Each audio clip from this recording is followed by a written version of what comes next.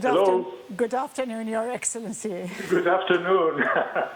Everything is difficult these days, isn't it? Well, it's very difficult if you don't have Skype. So next time you join us, you must download Skype, and we'll be able to see and hear you at the same time. I thank you very much. I wish you a happy Easter for this weekend.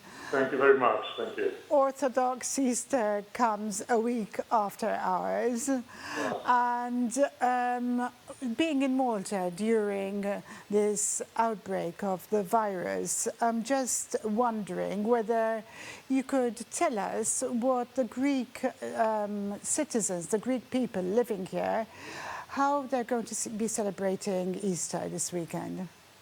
Well, you know that Easter is the most important religious feast for the Greek Orthodox Church, actually more than Christmas.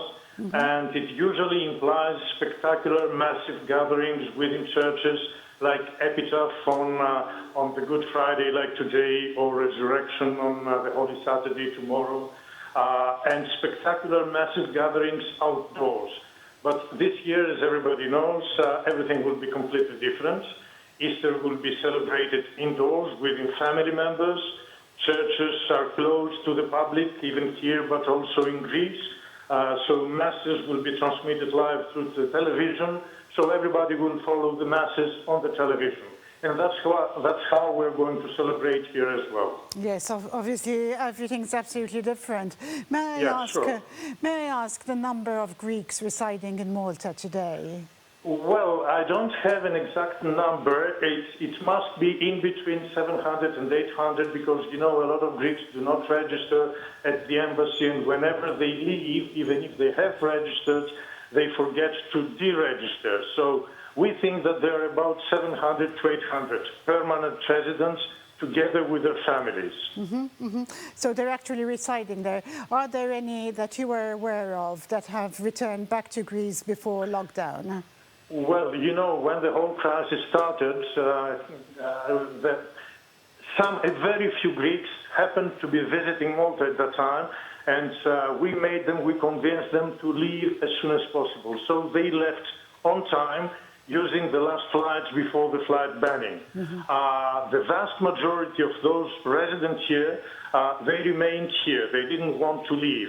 After the flight banning, we have had a few cases, a couple of cases who lost their jobs and they would like to be repatriated, and a couple of more Greek citizens who would like to go back for different reasons.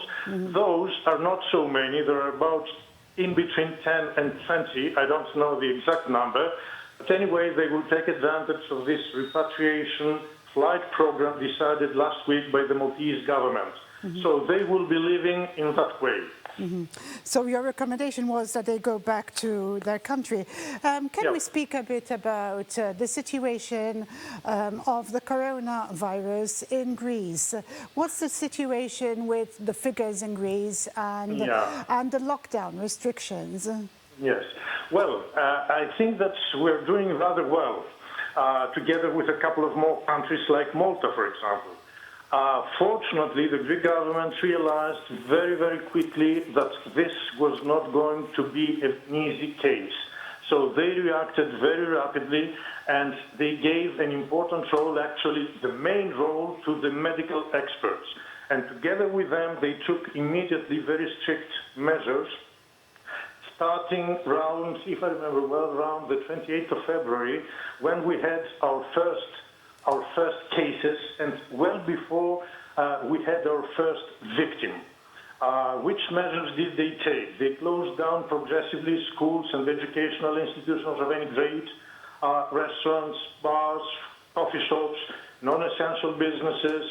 They took restrictive measures on people going around, social distancing. They doubled the intensive care units immediately. They hired 4,000 doctors and nurses. They called back a lot of retired doctors, and they had hundreds of university medical school students volunteering to work within the hotels. So somehow they managed to control the spreading of the virus from the very beginning. I will give you some figures. Until now, they never used more than 10% of those intensive care units. Right. No more than 10%. And as far as figures are concerned, I have the updated numbers, which were announced 45 seconds ago. Up to now, we have 2,224 cases and 108 victims. Right. Well, compared to a population of 11 million, these figures, well, we're talking about lives here, but these figures are not a bad score. No, So, absolutely not, no. yeah, we're doing rather well, but we should not calm down, and it seems that everybody has realized that, and everybody cooperates, and they're talking about people, citizens. They're not the most disciplined in the world. Yes, we've got a certain way of life, which is very similar to yours. However, Yes. everyone's being very vigilant in Malta.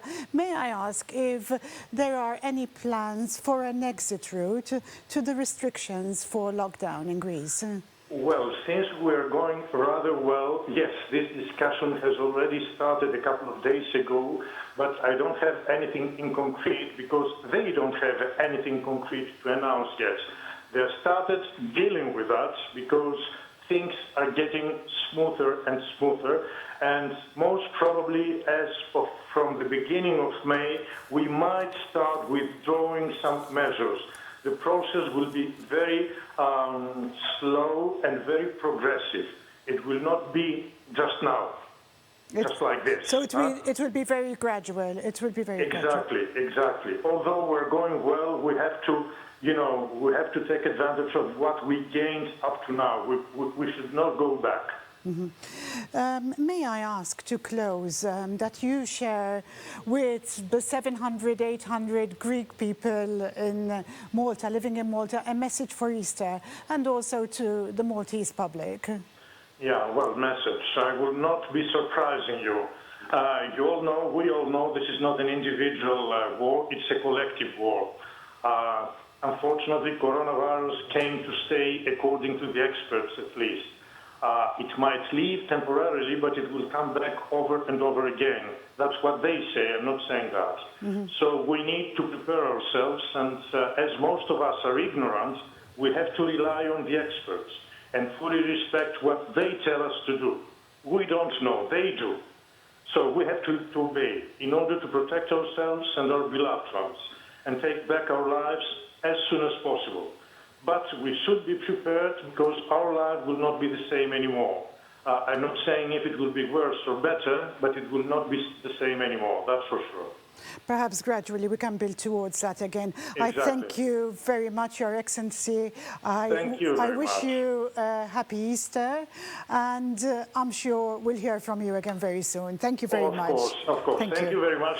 Yes, have a nice weekend. Bye-bye. Thank you. That was His Excellency, the Ambassador of Greece, on the occasion of Greek Easter or Orthodox Easter, which includes many countries. I thank you very much for watching. I apologize for any technical problems today, and I will see you tomorrow and Sunday at 7 p.m. I wish you a good evening.